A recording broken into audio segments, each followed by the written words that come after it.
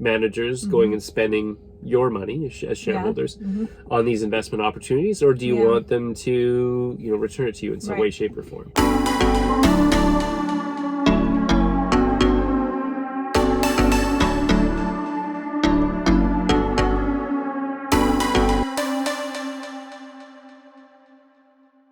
Welcome to Compound Everything, where we talk money, markets, and other random musings. Yes. Yeah, we're in the car today because we are using up some dead time as we drop off or wait for a couple of kids to finish activities. Yes.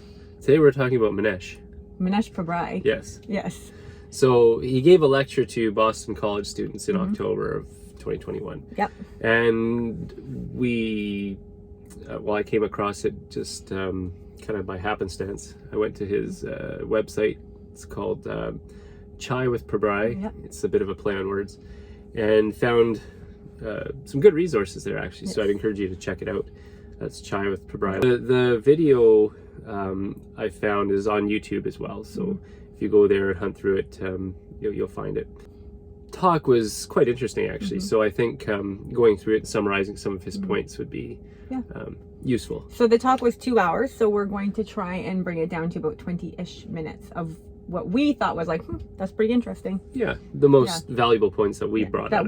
Yeah, but it is a good listen. So, I mean, I'd encourage you to go to the source. Obviously, better to listen to him than to us. Right. So, okay, so first point we have down is monopolies. Monopoly businesses. Yeah. So this is, I guess, one of the primary points that he had in the talk was that monopoly businesses don't necessarily advertise the fact that they're monopolies. Right. And there's a very small subset of businesses that are monopolies out there, period. Yes. 99% of other businesses are not monopolies. And the reason business, there's twofold, really. The reason businesses don't bring up or advertise that they're monopolies is because when people are monopoly adverse. For sure, there's a general dislike of monopoly businesses in the Western world, and there's this thought that they'll just kind of run wild and crank up prices or whatever, right? Yeah. And it's not going to be good for the consumer ultimately to have monopolistic businesses. Right. That's the thinking. That's not even necessarily true, but that's the correct. Thinking. That's the thinking. Yeah. Whether that's true or not is another matter altogether. And the other thing about monopolies is that the companies. The reason they don't want to tell investors that they're monopolies is because they're if they talk about being a monopoly, then they're kind of bringing attention to like their competitive advantage. Right. There's a few reasons why they wouldn't want to tell people in general they're monopolies. Firstly, is as you've mentioned, there's just a general aversion to monopolies.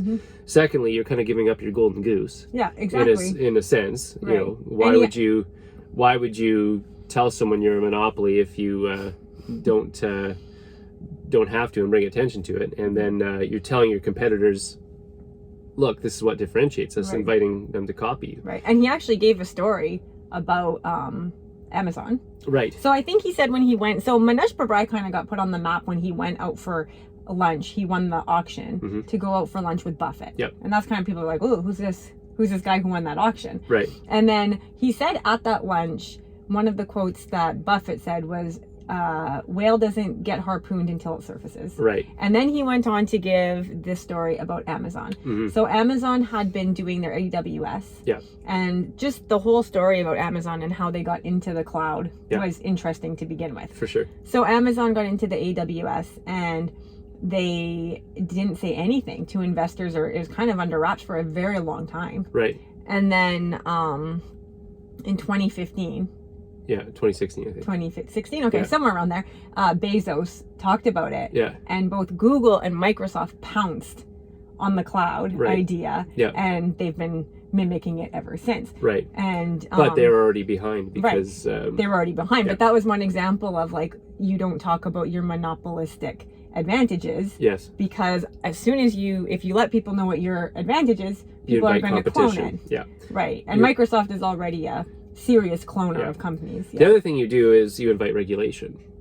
So, and we're seeing that now with Google, and we're seeing it with some of the social media companies like Facebook and whatnot. Yeah. So you invite regulation from politicians and regulators And generally. everyone. Yeah. So again, one of his main points being that monopolistic businesses try their best to hide the fact that they're monopolies. Yeah. And everybody else, the 99% of the remaining companies that are not monopolies, are touting why they have competitive advantages and why their competitors can't touch them. Right. And look at us, we're so wonderful. Whereas the monopoly businesses are saying, oh no, poor us, we're not a monopoly. Or just not saying anything at all. Just not saying anything at all, just kind of quietly going about their business. So another thing is that he said for investors, so it's like, how can we take that information and then apply it to us as individual investors? For sure. And he said, if you want to find a monopoly, the numbers will speak for themselves. Yeah. It's the how and the why that are hard. Yeah. So if the numbers are there and the fundamentals are there, it's up to the investor to dig deep into the annuals. And one of the things that he said, kind of like a between the lines thing, is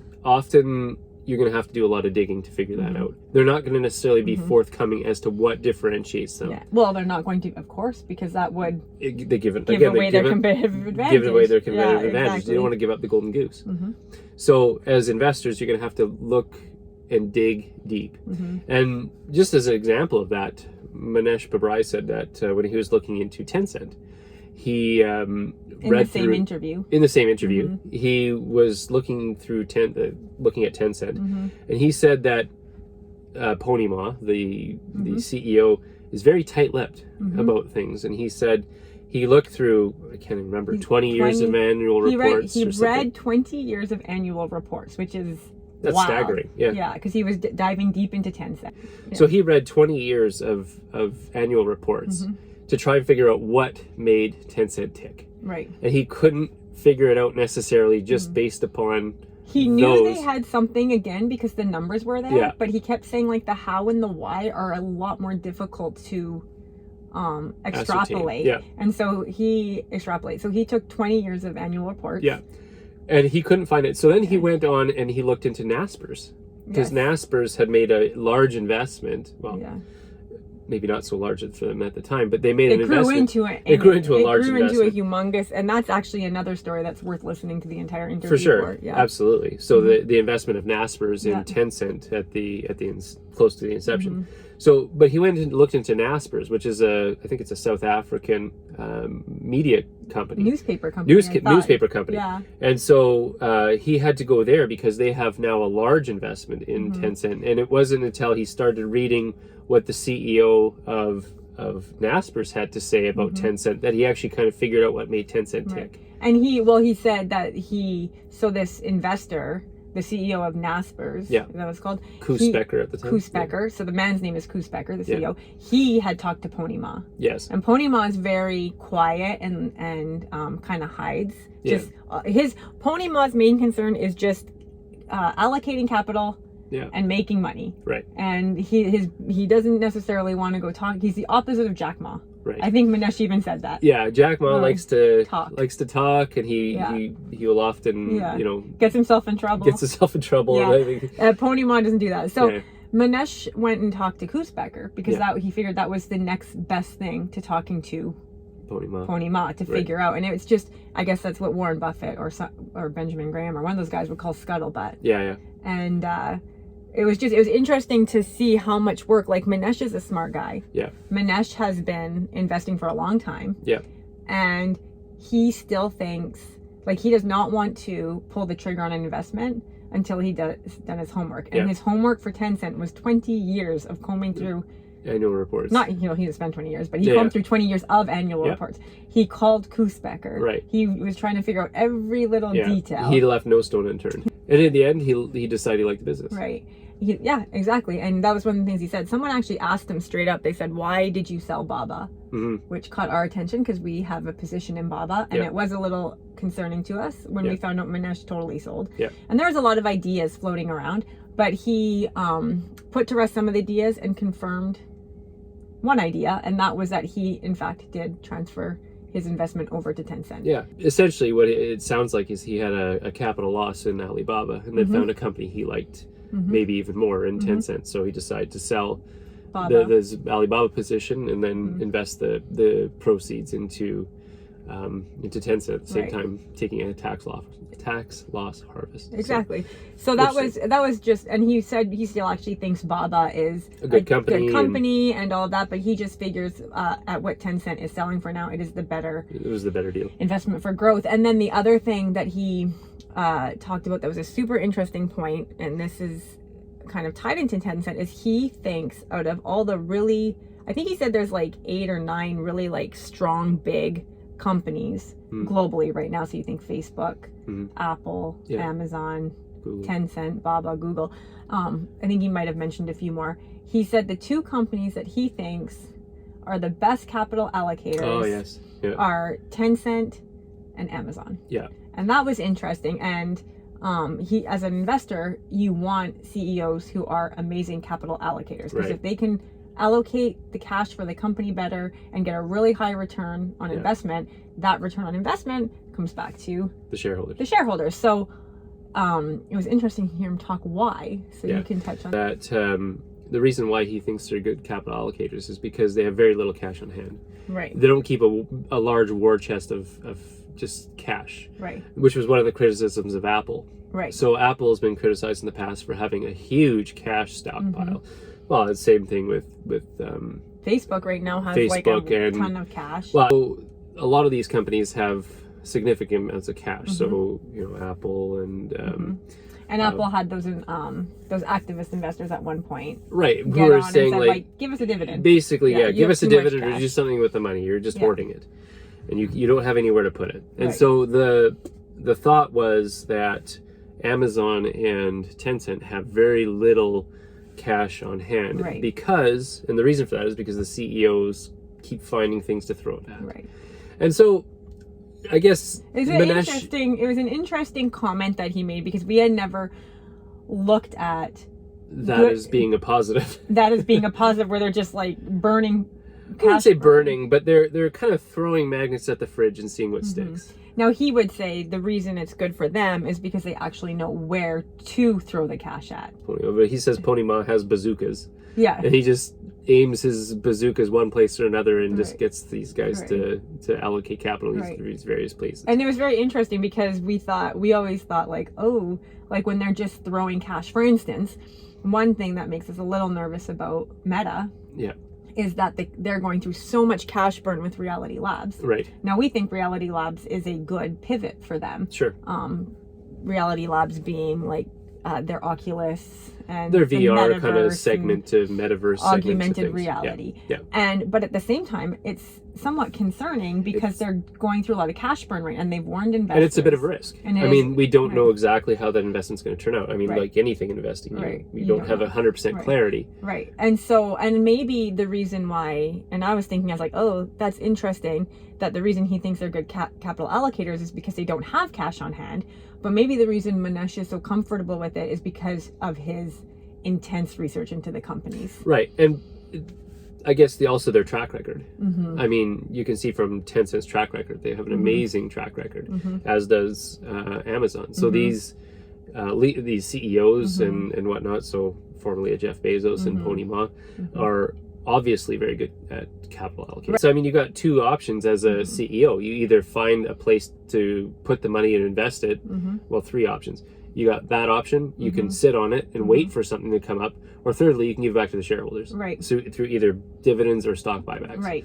So those are your 3 options, really. Exactly. To what to do with this excess capital. Exactly. So I guess as an investor, you kind of have to decide, what am I most comfortable with? If you trust the management team and they have a good track record, maybe you want them going and firing off bazookas all over the place. And he can obviously feel, one of the reasons he feels comfortable with Pony Ma doing that is because he's read through 20 years of annual reports. Exactly. Yeah. So it's one of those things, like you can't just jump into a company. The conviction won't be there if you haven't really studied the company. For sure. But that point of, just bringing it back, that point that you said of the fact that Mohnish considers them good capital allocators because they have very little cash on hand, to me just rung a little bit strange.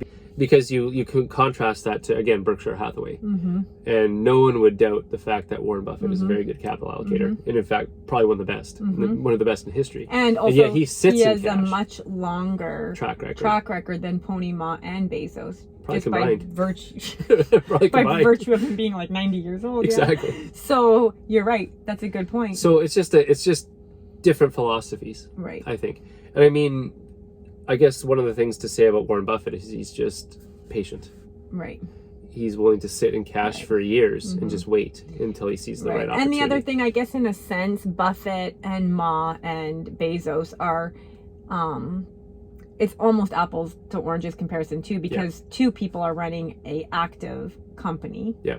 And Buffett is running an investing holdco, essentially. In essence, right? So it's very different when you're sitting on cash to invest into active companies, which is what Buffett's doing, and Bezos and Ma are actually trying to grow one specific company. And they may find places to allocate money that are going to enhance their business. So for Amazon, with the development of AWS and things like that, they just kind of stumbled into that, is my understanding of things.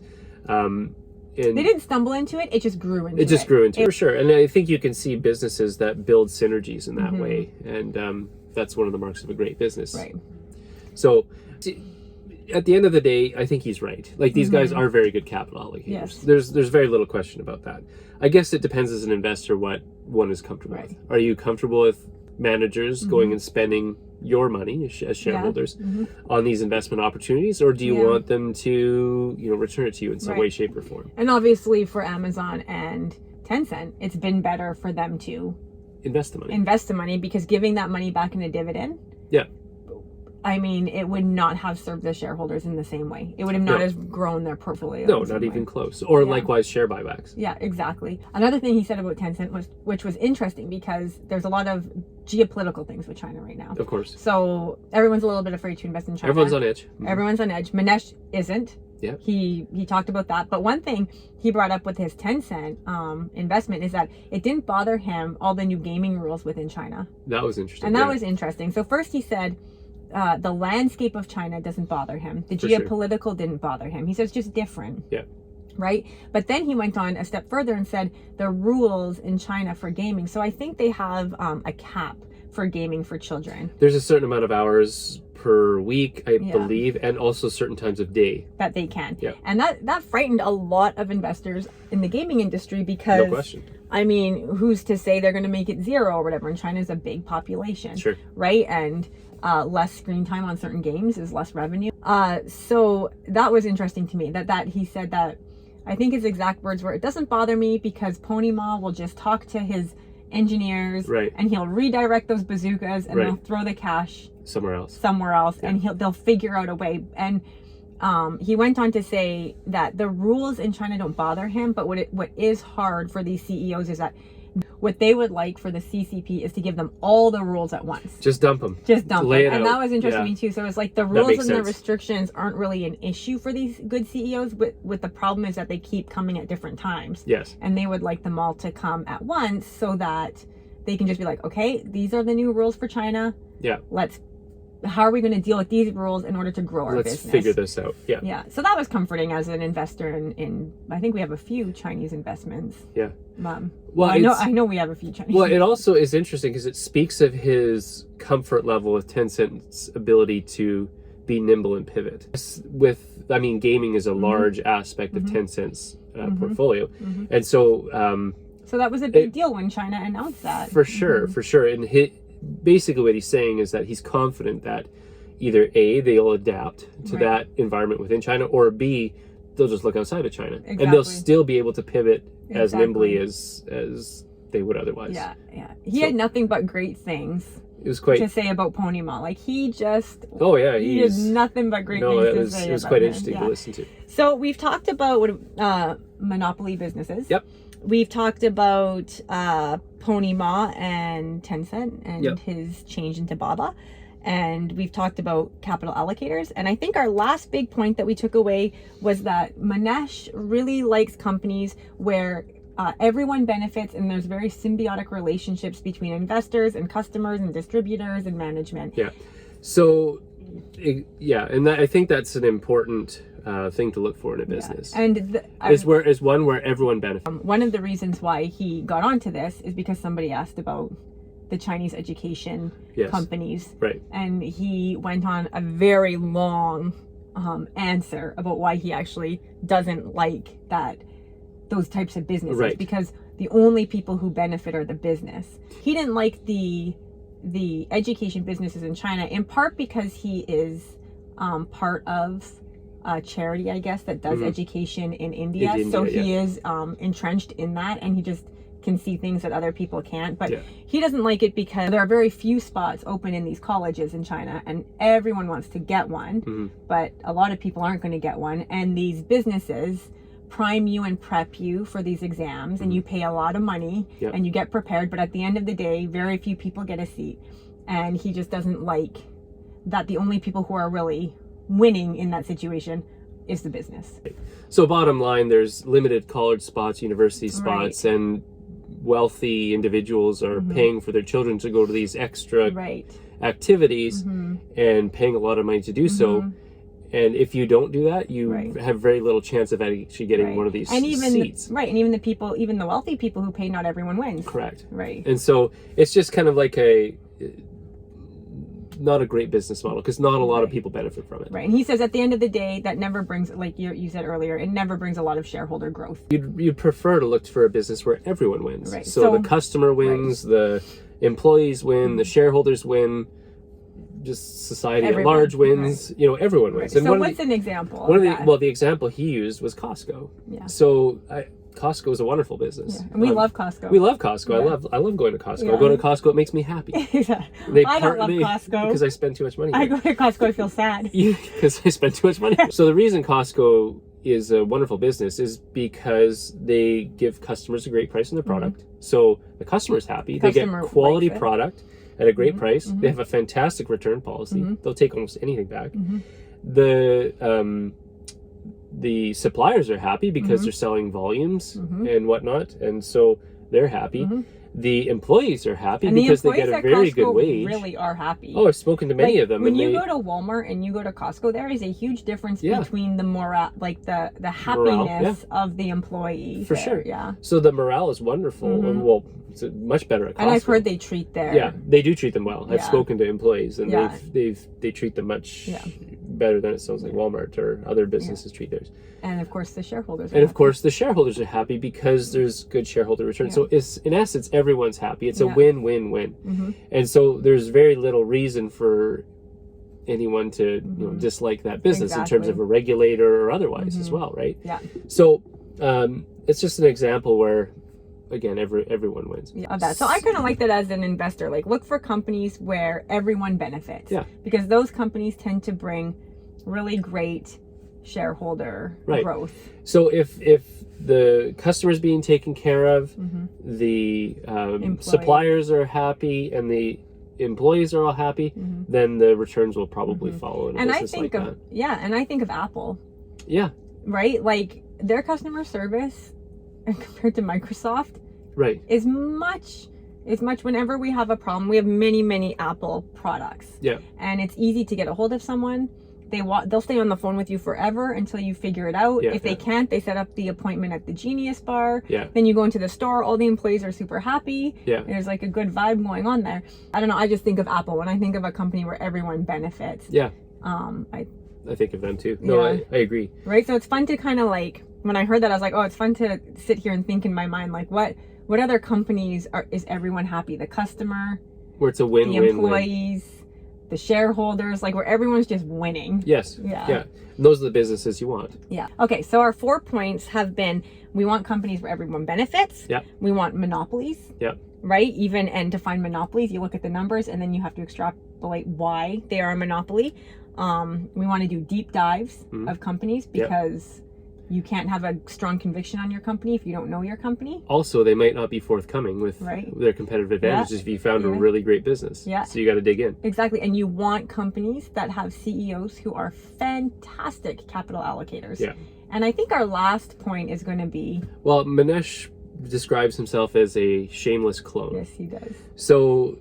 I love that. He's done that for a long time. Yeah. What he means by that is he he is not ashamed to take the ideas of others. And one of the things he says is some people think that's beneath them, is to borrow, copy other people's ideas. But a lot of the most successful businesses do just that. And Costco, actually, which we just spoke about, is one of them. Costco actually, I believe, cloned another business. I can't remember which business, and he uses this example.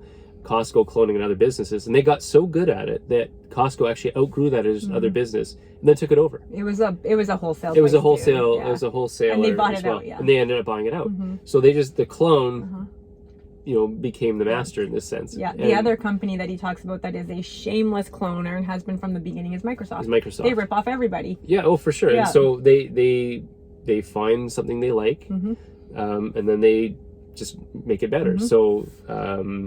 And sometimes Lotus, they don't make it better. Well, Excel is based on Lotus, right? Yeah.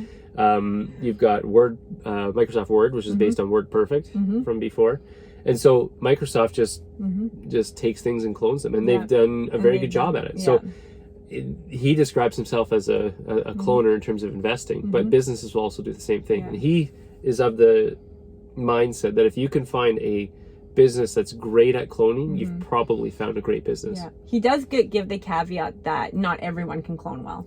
For sure. There are people that try to clone and it doesn't work out. So what you need to do is find a company that clones and clones well. Right. Right. And that was really interesting. Yeah, it was an interesting perspective. A lot of people do think that that's beneath them, right? And maybe the best investors Everyone aren't wants to cloning. be an original. Everyone wants to be original, It's but interesting. oftentimes that's not helpful. No, and also, I mean, he says he's not really a religious person, but we are. Right. And I always think of that verse where it says, there's nothing new under the sun. For sure. So at the end of the day, we're all kind of cloners. Oh, yeah. In absolutely. a sense, so you may as well just own it and then clone well. Yeah. And one of my favorite sayings by Charles Spurgeon. Yeah. He that cannot use the you thoughts said it of any before. man's brains proves that he has none of his own. Exactly. And so I don't know, I thought that, I was like, that's interesting. But going back to the deep dive that Mohnish does and all the homework that Mohnish does, you still have to do your homework. You can't just clone, right? Because I can't remember who said it, but it's an investor said it sometime. He said, if you can clone the position, but you can't clone the conviction. Right. But if you clone the position and then you dive deep into the position and you understand it before you clone it, you actually can clone the conviction. Yeah, well, because then you can reverse engineer the decision behind it. Yeah. And that's often very helpful and educational. Exactly. Yeah. So I think that kind of sums up 2 hours of lecture by Mohnish. Do you have anything else to add? No, I think that was a pretty good summary. I would add that if you, hopefully this has been helpful, but if you as our viewers want to check it out, check out Chai with Pabrai, the website, and he also has there. a book called The Dondo Investor, which is super great and a really great read. Yeah. He's changed a little bit in his investing philosophy. He touches on that in this interview, but it's still worth the read for sure. For sure. Yeah. Hopefully you found this helpful. Yeah. So we'll see you next week.